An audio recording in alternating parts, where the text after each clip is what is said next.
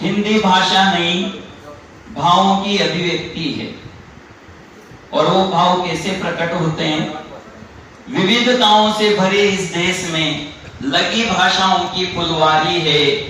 इनमें हमको सबसे प्यारी हिंदी मातृभाषा हमारी है, हिंदी राजभाषा हमारी है।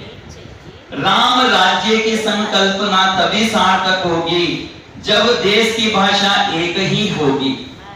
जब जब एक देश एक भाषा की बात होगी, तब तब राष्ट्रभाषा हिंदी की बात होगी।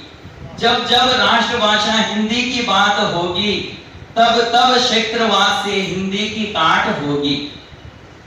हमें हिंदी को किसी क्षेत्र की भाषा नहीं बनाना, हमें हिंदी को किसी क्षेत्र की भाषा नहीं बनाना, क्षेत्रवाद से ऊपर उठकर राष्ट्रभाषा बनाना है, राष्ट्रभाषा बनाना है।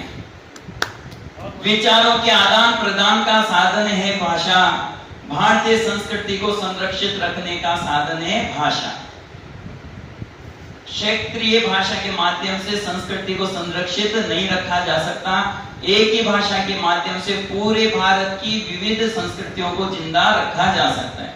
यदि हिंदी दिवस पर हिंदी का महत्व अंग्रेजी में प्रकट होगा, तो यह हिंदी भाषा की हत्या करने जैसा होगा, जैसा कि हो रहा है। हम भारतीय हैं तो हमें हिंदी बोलने में गर्व होना चाहिए।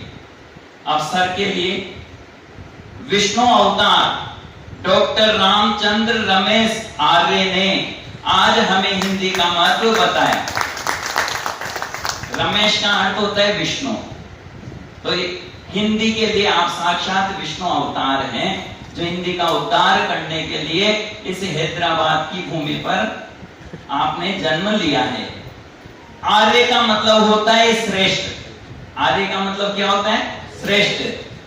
आपने क्षेत्रवाद से ऊपर उठकर श्रेष्ठ भाषा अर्थात आर्य भाषा हिंदी का गहन अध्ययन अध्यापन करवाकर हिंदी को राष्ट्रभाषा बनाने की ओर एक सुदृढ़ निश्चय प्रकट किया है, एक ठोस कदम आगे बढ़ाया है।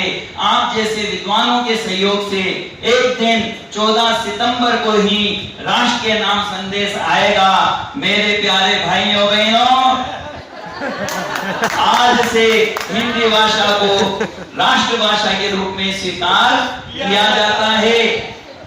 हम सबकी यही अभिलाषा, हिंदी बने राष्ट्रभाषा।